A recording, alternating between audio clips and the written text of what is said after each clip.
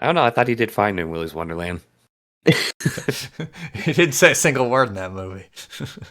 My point exactly.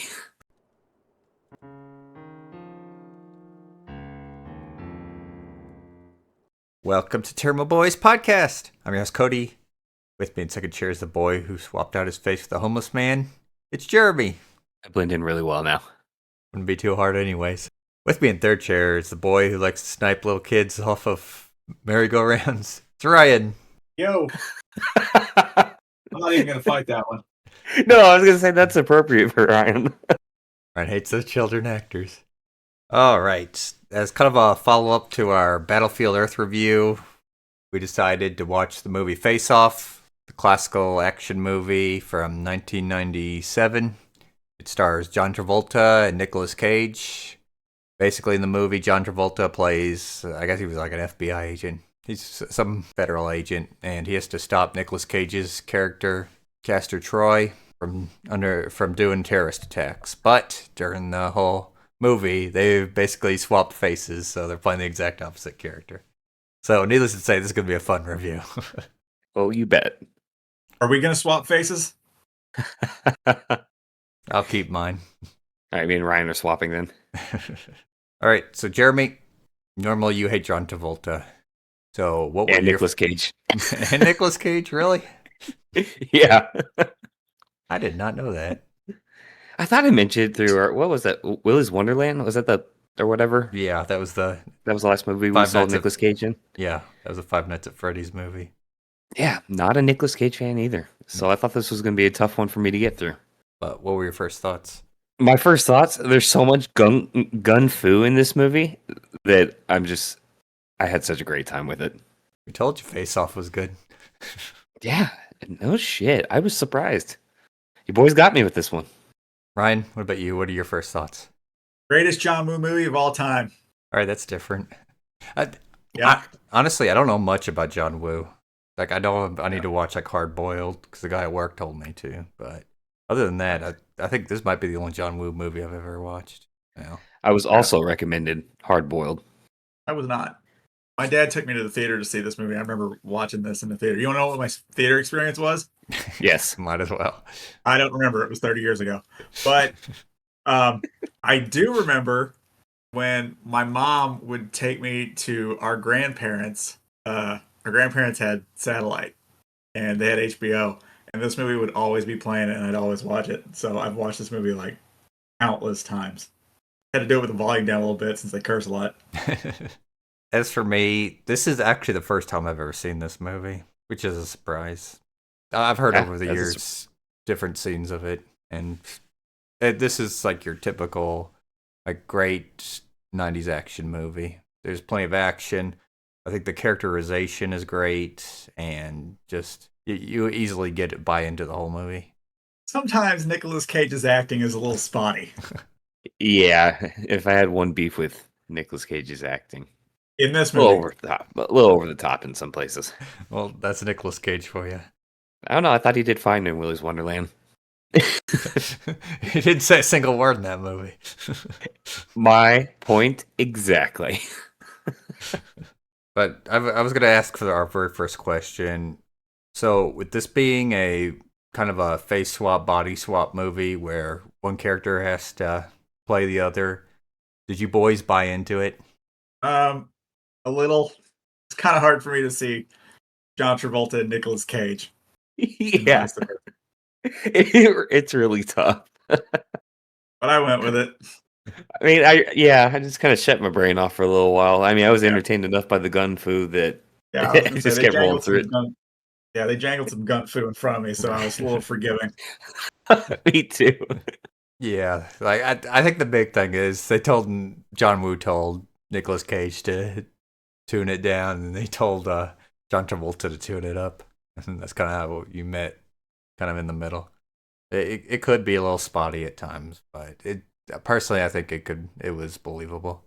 And like before they swap faces, Troy, whenever Nicolas Cage is playing Troy, like I just love his character. He's got this really cool demeanor and got those red glasses on, smoking a doobie.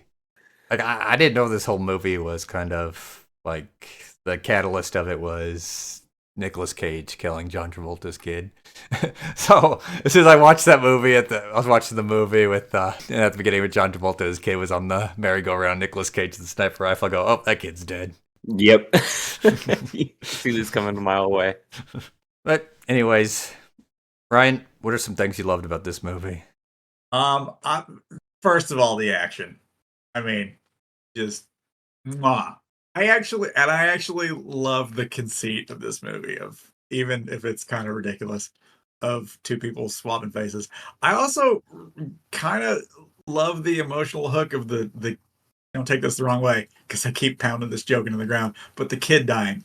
But I like the emotional hook of that, and it pays off at the very end. Yeah. Thing he does with this, where he like touches his face at the very end and the very beginning. There's a lot of face So touching. yeah. It makes me uncomfortable. Face, yeah. Don't touch strangers' kids' faces though. Let's see what else. I also love the humor. I also love the. Never mind. I'll do that later. I was gonna say a line I loved, but I'll do that later. Ryan, is it I could eat a peach for hours? No, it's not that mine. one, but that was a goodie. As you could tell, I wrote that down. Yep. That was definitely my favorite line in the movie. Just go ahead and say it since we're on it now. Watch your fucking mouth. I use that one a lot because I'm around people that curse a lot. Archaeology is a high stakes field. Uh-huh. Boulders everywhere. Jeremy, what about you? What are some things you liked about the movie?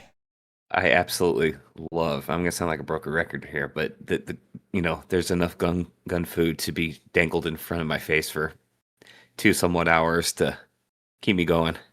Because you boys know I don't like John Travolta, and now you boys know I don't like Nicolas Cage either. But other than that, the acting was pretty good. I mean, minus Nicolas Cage being a little over the top sometimes.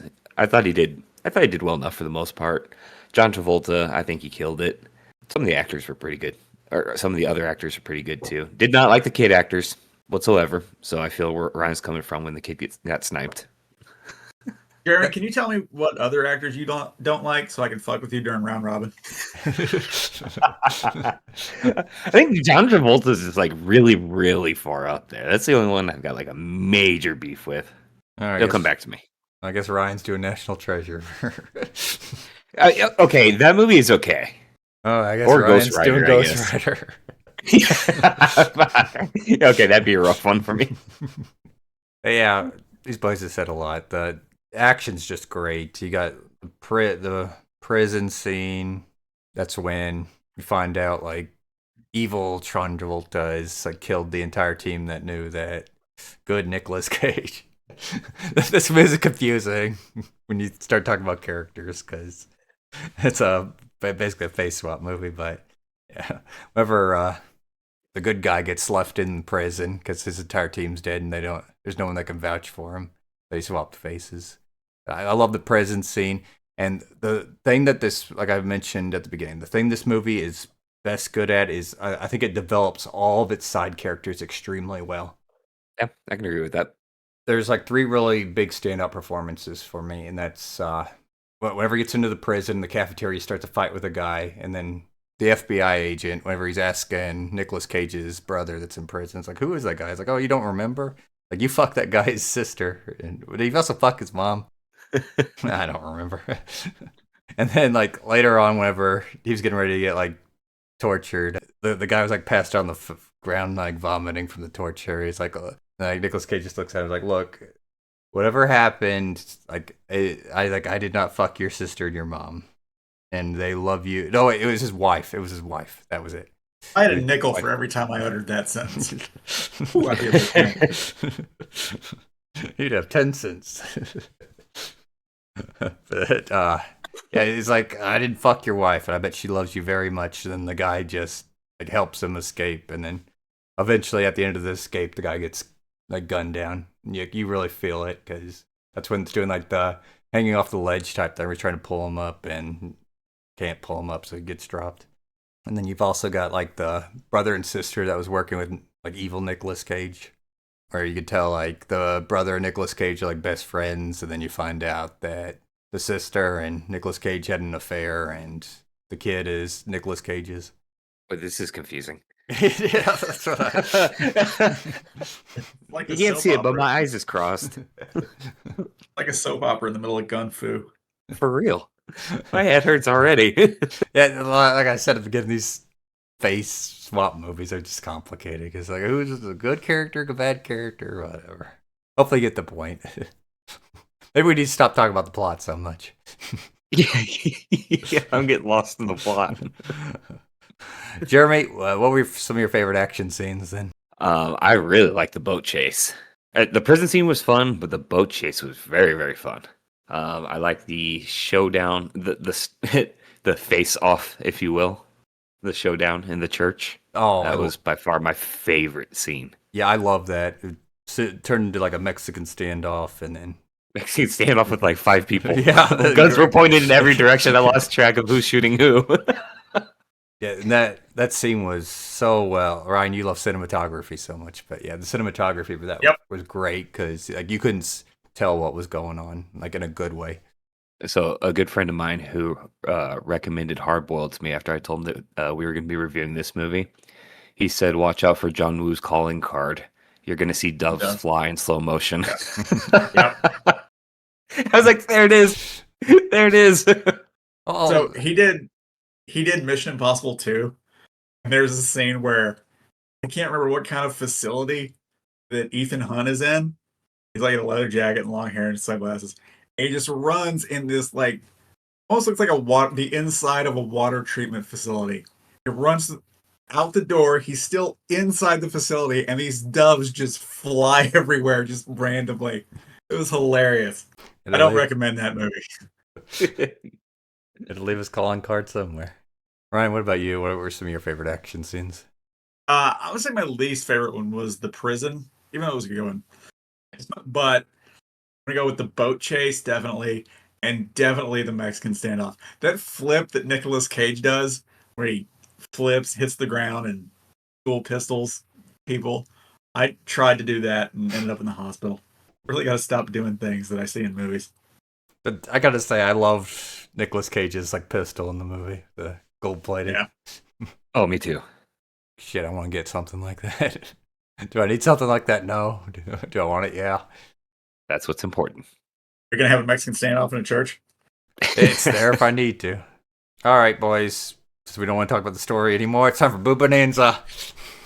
I knew we were going to get to this.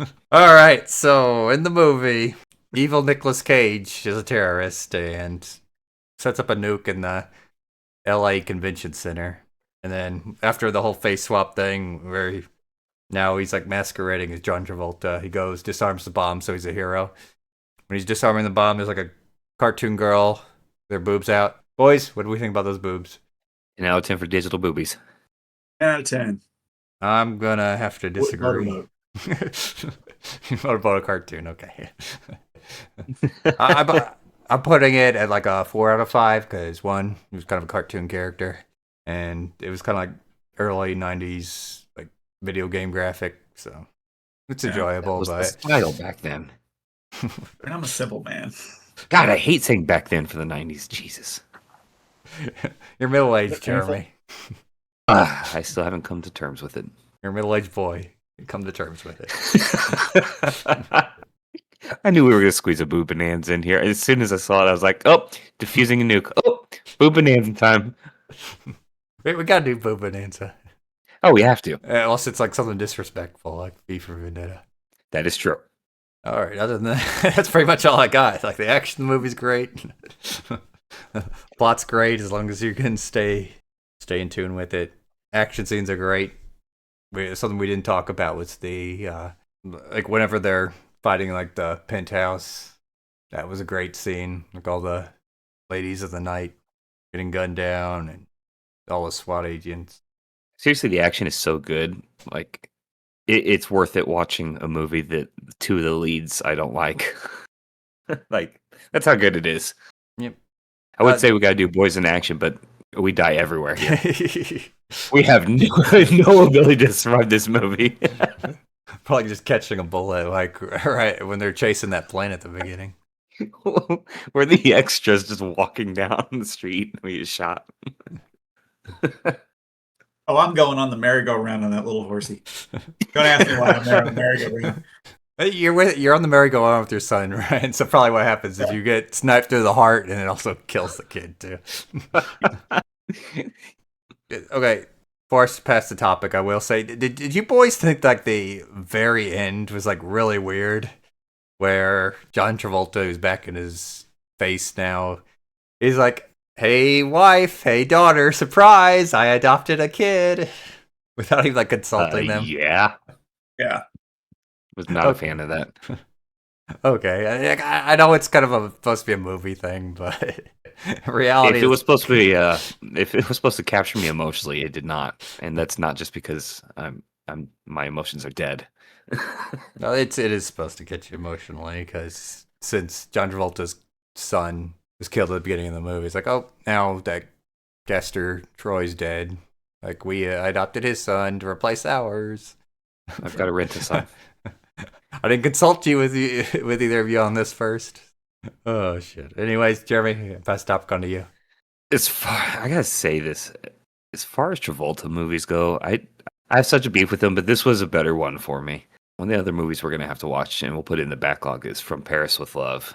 That's where he plays a tougher guy. Yeah. That's a lot of. Honestly, I don't have anything else to talk about other than the gung fu in this movie. How much I fucking loved it. Yeah, the action pretty much makes this movie. Plot's It really secondary. does. I mean, the plot's still enjoyable. Yeah, I was gonna say the plot wasn't bad. Like it didn't lose me at any point in time. You know, it got weaker in some areas more than others, but the plot was solid. The action was phenomenal, and it was just a fun movie. Ryan, pass the topic on to you. I just want to give another shout out to Nicolas Cage for that scene where he goes behind the choir girl, grabs her ass, and starts singing. That is one of the most well-known scenes in the movie. Yeah. Yes, it is. It's an incredibly memorable scene. Kids, don't do that either. Oh no. Podcast is really informative today. Don't touch kids and ladies' asses. All right, Jeremy, final thoughts. Final thoughts. I'm gonna actually say this is Tairimo Boys certified fun, just on action alone. Like, this is absolutely worth the watch.